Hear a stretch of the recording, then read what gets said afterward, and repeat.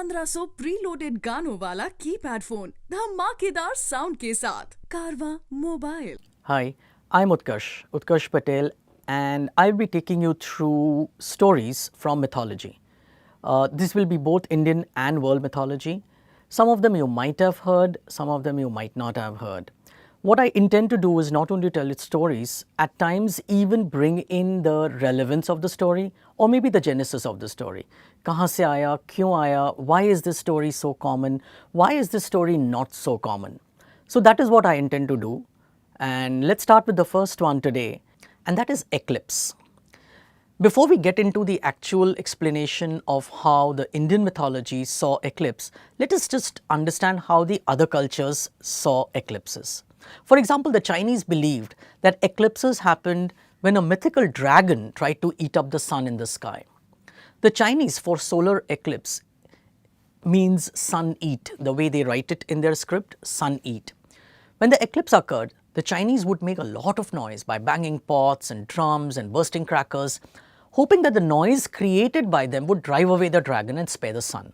And sure enough, the sun was soon spared, and it would come out in full visibility, most probably by the noise it created. The idea of monsters eating up the sun or the moon during eclipses is very common. The Incas believed that the sun or the moon was being eaten up by a cat by the name of Quova. And like the Chinese, they too tried to scare away the cat by making a lot of noise. The Egyptians had a similar belief where the sun god Ra was being eaten up by the goddess of darkness, Apep, who was in the form of a serpent. However, some myths also referred to this phenomena due to a hawk trying to eat the sun. Similar myths are found in Siberia with a vampire, a three-legged toad in Vietnam, and a jaguar in Paraguay. In Scandinavia, two wolves are supposed to be responsible for this. One devoured the sun and the other the moon. According to the Japanese mythology, an eclipse occurred due to a spat between two siblings. Very interesting.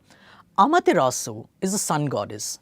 It's interesting to note that it's a very rare portrayal of sun as a goddess, which we find in the Japanese mythology.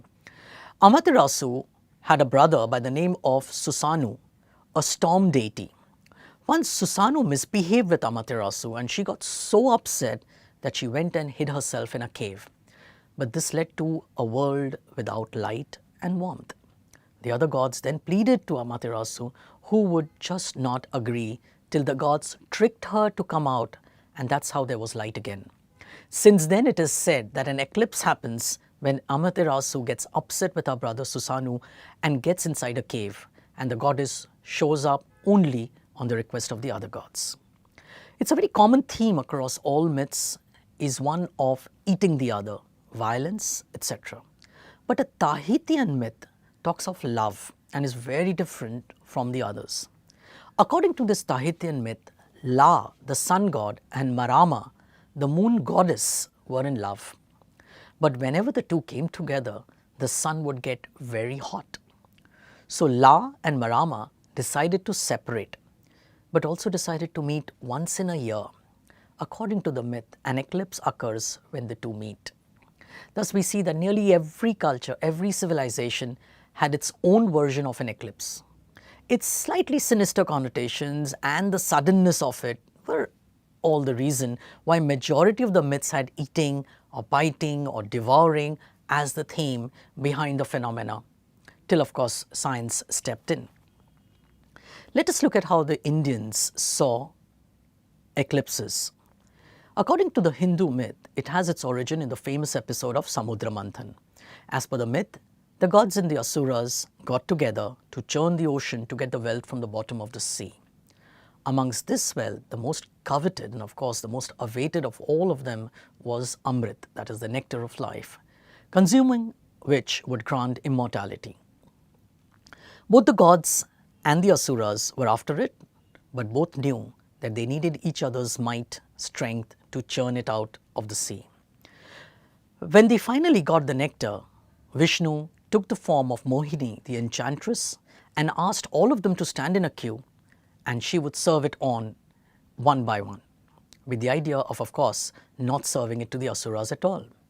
All the asuras were too enchanted to see through this deception, except for one of them by the name of Swarbhanu. Swarbhanu could sense something amiss, and so he disguised himself like the gods and managed to get a sip. Sun and the moon came to know about it and informed this to Vishnu, who immediately cut Swarbhanu with his Sudarshan Chakra into two. However, since Swarbhanu had already consumed it, nothing much could be done. So the top half of Swarbhanu came to be known as Rahu, and the tail became Ketu, with no body in between. Rahu and Ketu came to dislike the sun and the moon, and so once in a while they try to swallow them. Since there is no body, every time the mouth, that is Rahu, swallows the sun or the moon, it slips out of the tail, that is Ketu. During the time that the sun and the moon pass through Rahu and Ketu, there is darkness all around. This is the mythical reason of a solar eclipse and a lunar eclipse. Rahu and Ketu have a lot of astrological significance, negative of course, on the human beings, which is a different subject altogether. If you go to Bangkok, you will find some lovely temples and lovely depiction of how Rahu is swallowing the sun and causing an eclipse. You have this Rahu temple, also known as Wat Sirsathong, in Bangkok, and there is a very beautiful depiction of this whole phenomena happening. That's all we have for today. I'll come back again with lots of stories, lots of myths, lots of legends and folk tales from across the world, from across the different parts of the continent, with different mythologies. Some you might have heard, some you might not have heard. While at it, we will also be discussing some of them as to why they are often so different, so weird, so odd. So keep tuning in and come back again. Thank you. जाने कहाँ गए वो दिन कहते थे तेरी राह में नजरों को हम बिछाएंगे जाने कहाँ गए वो दिन कहते थे तेरी राह में नजरों को हम बिछाएंगे चाहे कहीं भी तुम रहो चाहेंगे तुमको उम्र भर तुमको न भूल पाएंगे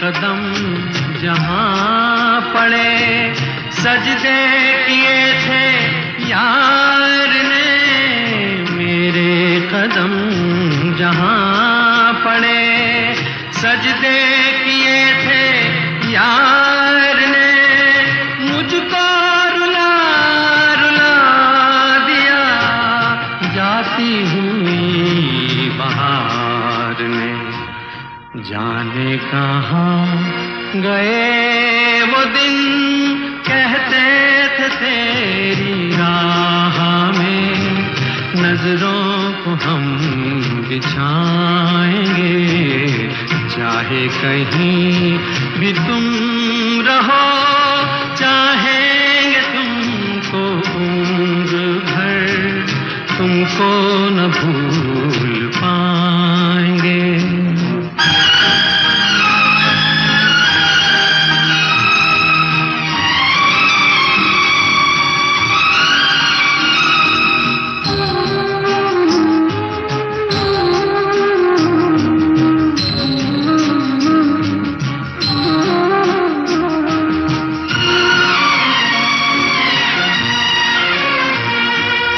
अपनी नजर में